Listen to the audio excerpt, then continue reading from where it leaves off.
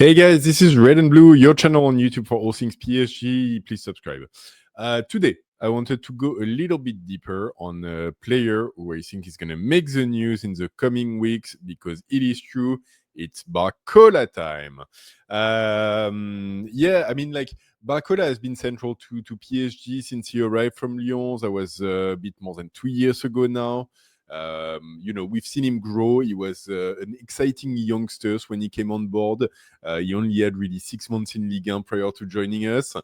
He joined us for 45 million plus 5 million bonus. So it was a big transfer. And, Luis Enrique was always very, very keen on the player. We've seen him grow. He had, a gangbanger buster of a season. I don't even know what word to use. Last season, 21 goals, 21 assists. He played in literally every game that PSG played, with one exception. Drop it in the comment if you know, but I'm going to say it in a couple of seconds anyway. But yeah, every game, the only one he missed was the Atletico Madrid game in the Club World Cup because he had picked up a knock with the French national team after the final of the Champions League. He was super central. Obviously, we brought in Kvara at the winter mercato last year, and so it impacted his playing time a little bit. But he's a player who, through his versatility, through what he brings on the pitch, how loved he is by Luis Enrique. He never really dropped off, and he always features and he always delivers as well. 21 goals, 21 assists. That's incredible of a season. And I think, this year is already off to a great start. He's played in every game that PSG has played. He played against Tottenham. He played the full game against Nantes. He played against Angers. He played against Toulouse.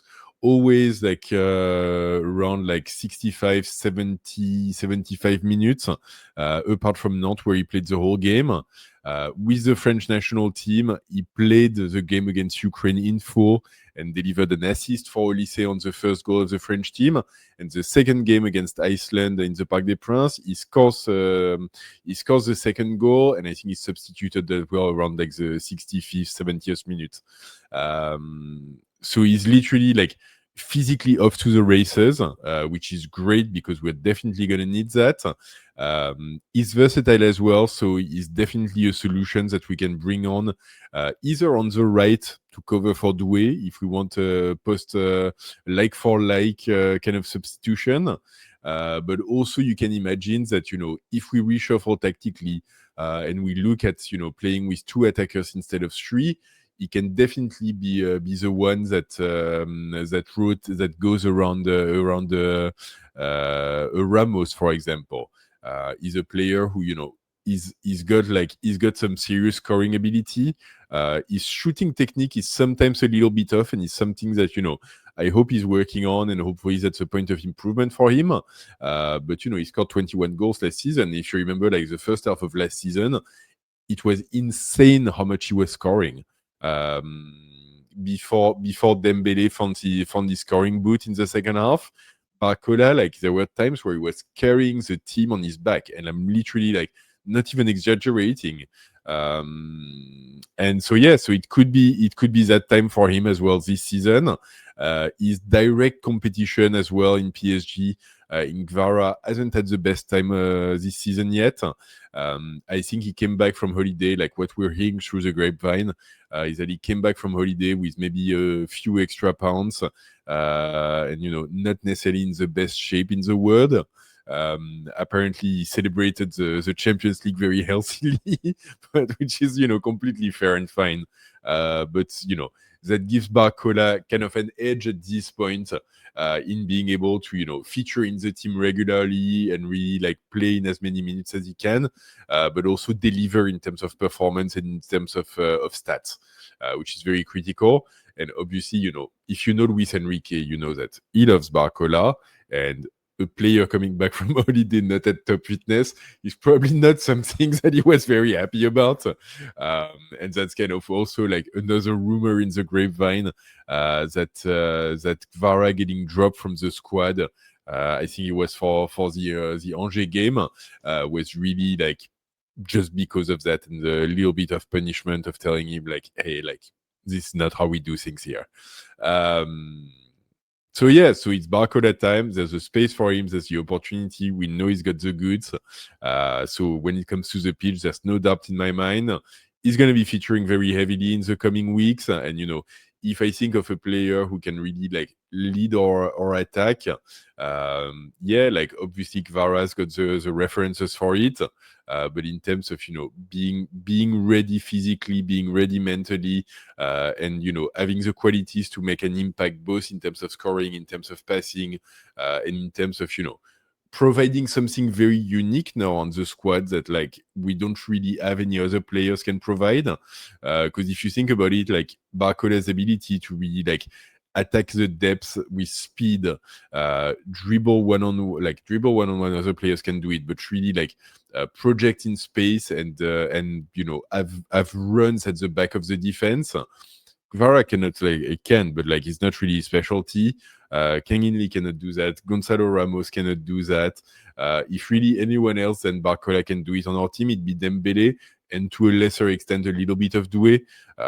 So it's really like right now he's got very unique cards to bring to our game, and that can really impact.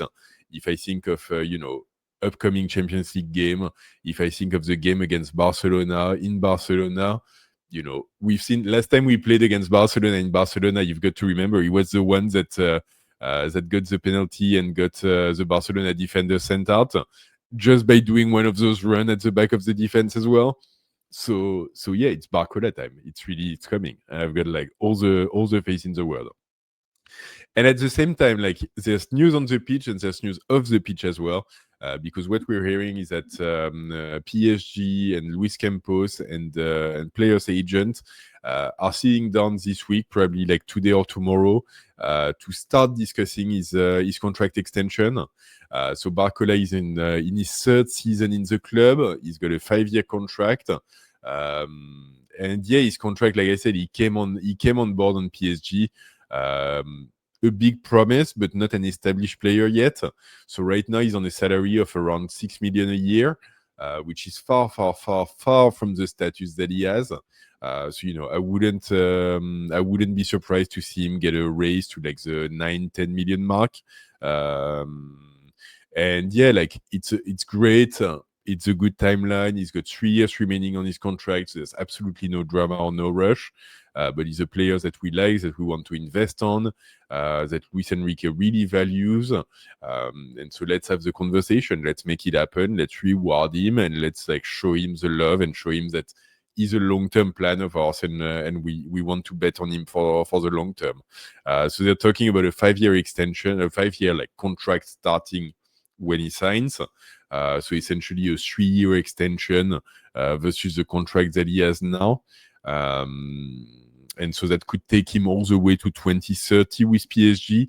And it's interesting as well because at the same time, you know, it's the time right now where we're getting a lot of behind the scenes stories of what didn't happen during the mercato, but what were the conversations and what were the things that almost happened.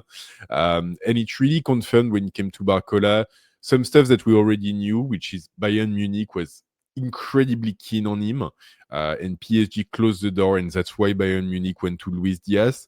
But he was really like at the top of the shortlist for Bayern Munich, and ultimately, like other clubs also came for him. Man City looked at him in the context of if they were losing Savinho, he would have been the solution that they would have wanted to bring on board. And Liverpool also very, very seriously looked at the player in the last few days of the mercato, where they didn't know if they were going to manage to score Isaac or not. They looked at him as a plan B, which to me would have made a lot of sense. But there too, like, one, they managed to score Isaac, but also PSG and the player weren't really keen to part ways. Both are incredibly like happy together, so yeah, no drama there. But just in case, if the player had left, like PSG's plan looked like going after Rodrigo of Real Madrid. And I think that in itself, that says a lot about how much we value the player. Because when we talk about Rodrigo, we're talking about a player who is who was a starter in Real Madrid for a few years up until before last season.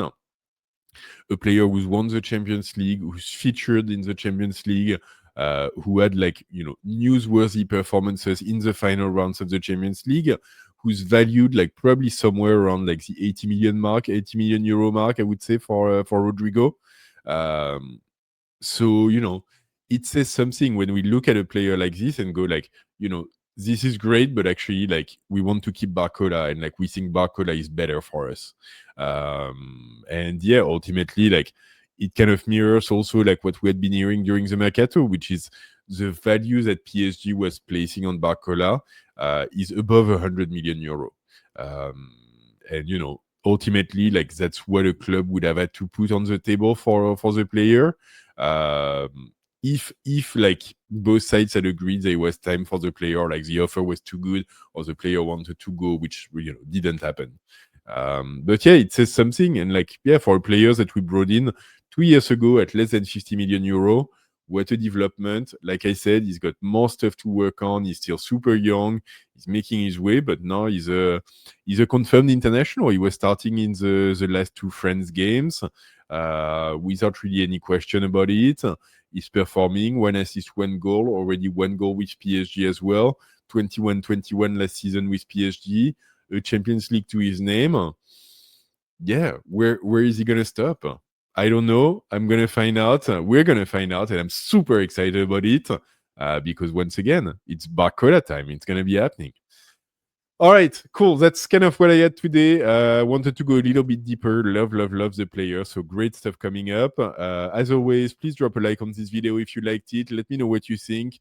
Do you agree with me that the next 4-6 weeks, however long, even this season in general, is really an opportunity for him to confirm and take it to the next level, keep progressing, keep pushing.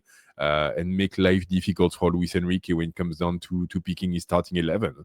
And yeah, in any case, please subscribe to the channel. Please hit the bell for notifications. And now we're back with club football. So ici c'est Paris!